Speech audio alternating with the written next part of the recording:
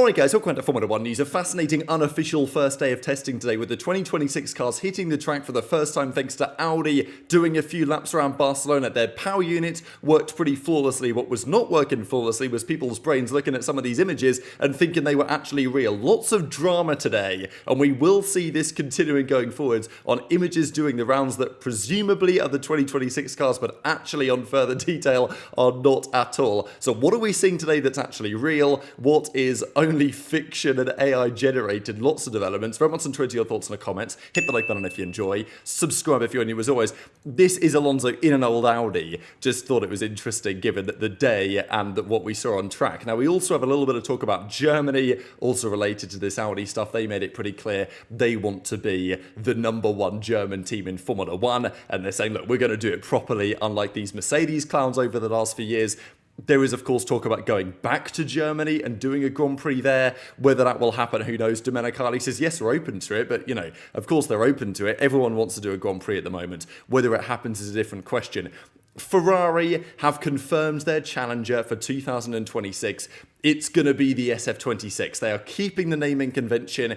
Maybe not a massive surprise, but they started the 2022 rule set going a different way. They went for the F175.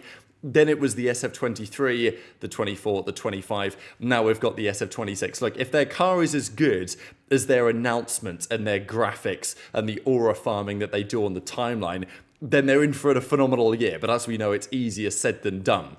So it's officially going to be the SF26 for next year. That's the 2026 Challenger. These are all of the car launch dates confirmed today because McLaren finalised theirs. Theirs is going to be on the 9th of Feb, the same date that Aston Martin are doing theirs, which is kind of interesting. We are seeing some overlaps. Haas decided to bring theirs forward from the 23rd and 23rd of January, which is when Ferrari and Alpine are doing theirs. So those are all the dates you've got to keep in mind. Audi will be revealing theirs in a couple of weeks' time, but we got to see their car on track today, and we believe the version that they will turn up to Barcelona testing with. But will it be the version they turn up to Melbourne with? Probably not. There's another big update on what the teams are cooking up because Alpine were meant to be on track on Sunday, also testing their car for the first time. But apparently, that's no longer the case anymore. They're actually postponing that one, and it's kind of unclear as to why. There is a suggestion here that Mercedes, something to do with the engine, postponing some of the data getting delivered to the teams, they can't run it properly. That's a proposition. It's not guaranteed, it's not confirmed, but it's definitely relevant when it comes to all this talk today as well about the engine drama currently ongoing behind the scenes, which seems to be increasingly getting reported as fact. This whole compression ratio thing that Mercedes are supposedly doing, when we talked about it, it was kind of doing the rounds as more of a rumour. Now it seems to be getting repeated everywhere that, yeah, Mercedes are doing this. They are gaining an advantage in this way. The teams aren't very happy about it. Is that relevant to this potential issue that Alpine are running into? I don't know, it's difficult to say. Now, Mercedes apparently will not be doing a filming day, because Audi used their filming day today to test the engine, effectively, right? Okay, yes, they can get some footage of the cars on the track and do all the publishing to social media, kind of announce, okay, we're here ahead of all the other teams. That all makes perfect sense, but really they were there to test that the engine actually works. That was the first port of call, because these power units, as we know, are very complicated. Mercedes apparently does not have plans to hit the track for a filming session in Barcelona. They could. Audi have done it. Other teams may follow suit as well over the next few days. Mercedes are either confident that things are going according to plan, or if those rumours are true about Alpine, they have a few things to work out before they can finalise everything, because of course now Alpine are Mercedes powered. These are the images we have. These are real, non-AI generated images, and it's kind of the first year that we ever have to worry about this type of stuff, but it's absolutely relevant this year for pre-season testing, especially because everything is behind closed doors, right, for these opening tests in Barcelona, so we don't get to see them on proper 4K cameras officially on the broadcast. So many of the images we are seeing, they've always been grainy, phone shots and this type of stuff. But this year, and it's been the case, to be fair, the last couple of years, AI has had the ability to enhance images, right, with its own interpolation. But obviously those pixels aren't actually real, and that's where we find ourselves today. These images, however, are from Audi. This is what we get to see of the car. All you can really take away from this angle is you've got the double pylon connecting the rear wing, which is now mandated. You've got some kind of engine cover shape at the back. You've also got what you might think is relatively low downforce for a circuit like Catalonia, which you might be right about. These are the other images, primarily of the gentlemen behind the scenes. Here's Matteo Binotto on the right. This is Nico Hülkenberg and Gabriele Bortoleto. Here he is again. Couple of other ones as well. This was the car again. You know what these teams are like. They don't reveal anything if they don't have to. This is all they've showed us, right? This is all the pixels we get from Audi officially of their new car. But even here you will see there are some differences between this image, which is a real image, and some of the images we are about to see in a second. There's this one as well where you can see a little glimpse of that rear wing actually, so this isn't a bad shot all things considered, but you can see the relatively low downforce there. You can also see on some other shots the actuators, which are very important because DRS is gone, but a drag reduction system remains in the form of active aerodynamics on the front and the rear wing this time, because the engines are compromised, basically. Audi, though, rumour has it, they completed their first lap without issues. The engine worked as planned. That's the primary problem for these teams to deal with right now, is to make sure that reliability-wise they're okay. And after that, they could start to actually put some laps in. These, therefore, are the first images that we really had. As far as I understand, I believe these ones were real, right? The R26 hitting the track. Again, you've got to be a little bit careful. And also, it's worth noting, yes, this is a 2026 car, but these will look very different by the time we actually get to Melbourne, and probably by the time we get to pre-season testing, especially in Bahrain. I would expect this is probably the car that they will use now in Barcelona. That's probably fine and expected, but we do have a couple of videos. Now, at least the videos, they are harder to fake, and there's a couple of clips. You guys may have seen these videos already, so I'll share just, 30 or so seconds of some of the best moments here. Worth keeping in mind, the sound of these cars, it's obviously similar enough, I think, to what we have seen in recent years. It's still a V6 turbo, obviously. You know, some people say that they sound better than they used to. This is probably the best shot that we really have of this new car, the best opportunity to actually get some pixels under the microscope, and we'll do that in a second.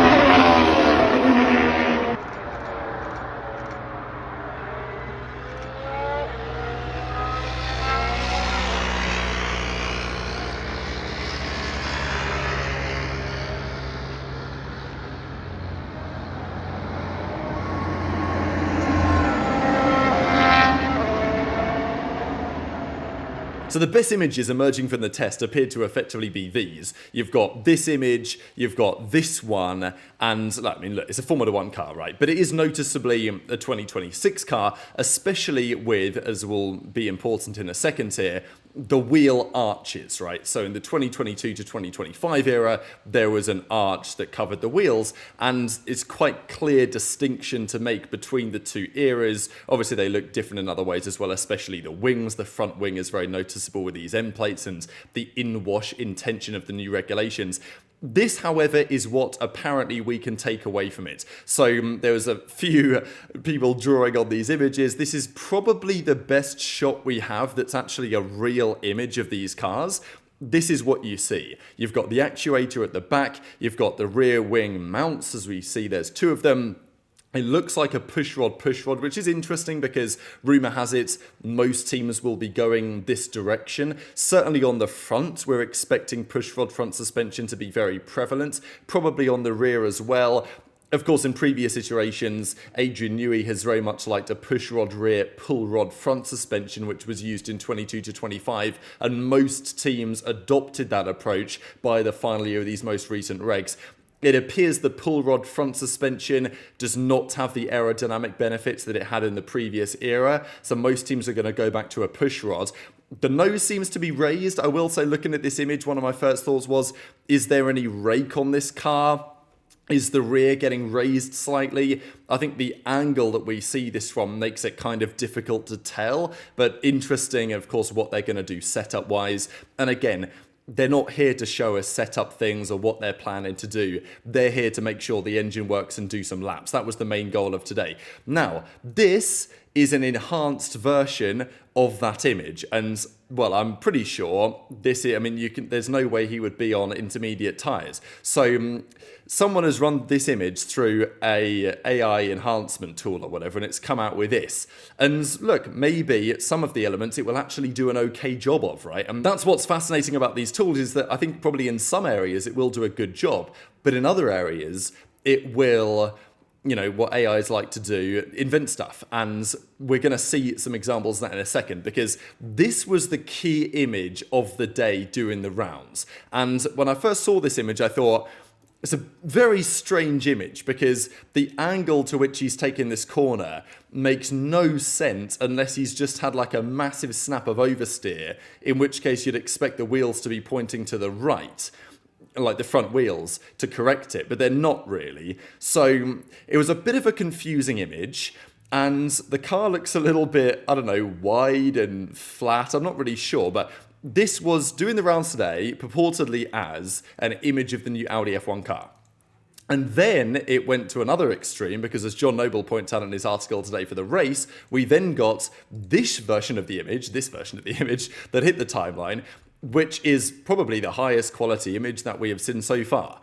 But this is not at all real, and you will note it firstly when you look at this image, because you can see here a wheel arch, right, which is not a thing anymore. And also the way the front wing end plates are, they're not like that anymore. There's no element at the front of the floor that we have on these new cars as well. So the question was, is this just a 2025 chassis, but clearly with a 2026 looking rear wing, although it's a bit strange in this weird AI enhanced version, which, I don't even know where the driver's gone here. The driver seems to have disappeared.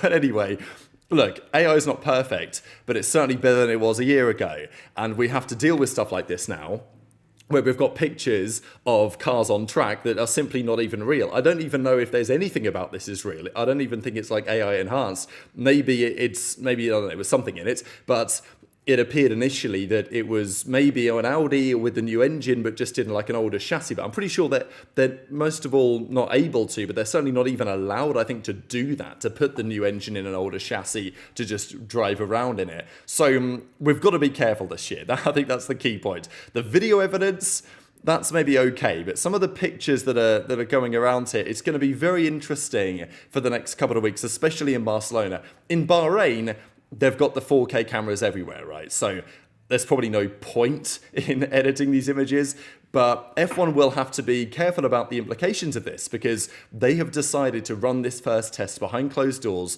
We are going to see images hit the timeline that aren't real, and we've seen it today, and it's literally day one.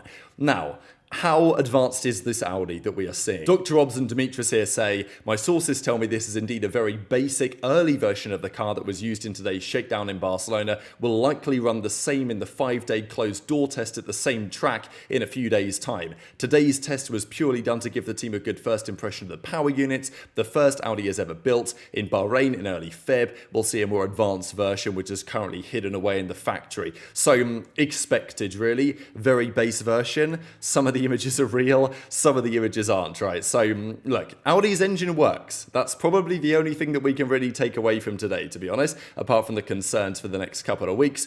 Audi's engine works. Mercedes' engine, there are some questions, of course, because of the fact that they don't seem to be doing a filming day, and neither are Alpine, or at least that's got postponed. So some questions on that.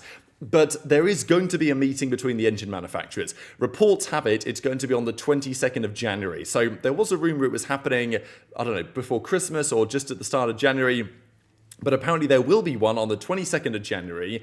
And it is expected that the debate will largely be about Mercedes' power unit and this compression ratio trick that they're able to, we think, get above 16:1 compression with some clever trickery.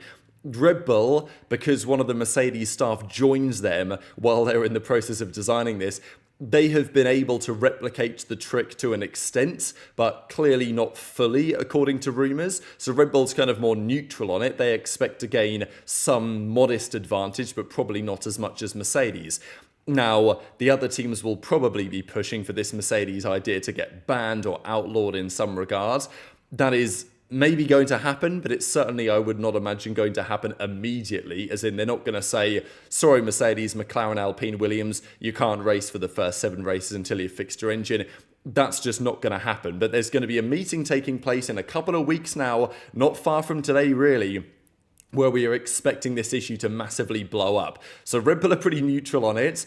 Of course, there will be 4 teams, including Mercedes, on Mercedes' side. And if Red Bull are neutral, Ferrari, they obviously power themselves and a Haas, Honda only themselves, Audi only themselves, and actually Ferrari also power Cadillac. So that would mean 5 are on the Ferrari side, 4 are on the Mercedes side, but then there are 2 that are neutral, you would presume, in Red Bull and Racing Bulls. So it's a fascinating political battlefield that we are currently seeing play out. Again, this is Formula 1, this is what it's all about. But apparently Ferrari are pushing pretty hard to get this shut down. But Red Bull are like, oh, well, you know, we're probably not going to win because of this. But it might be enough to beat Ferrari or beat some of the other key contenders, and that might be enough to help Max win the championship. Who knows? So do they necessarily want to shut down this idea? Because then maybe it allows some of their other contenders back into the game. So very much into your thoughts in the comments below. Just one final thing I thought was pretty funny. I did see this video doing the rounds the other day. I think Kilmillman made a video actually on this last year sometime of this gentleman who presses the green button, right, to effectively start the Grand Prix. Now, this tweet said that he makes 300 grand a year. And if he does, he certainly doesn't make it by just pressing this button, right? So Joe Soward says, I'm sure he wishes he made that kind of money, but look, this guy's working for the FIA. He's not making 300 racks a year pressing a green button to start the Grand Prix. But yeah, so he says that's an absolute cuckoo land figure. But very much intrigued to your thoughts on all of this stuff in the comment section below. Sorry for the later video today, but yeah, lots to discuss, I'm sure, in the coming days. Hit the like button if you enjoyed. Subscribe if you're new. Take care. And I'll see you next time.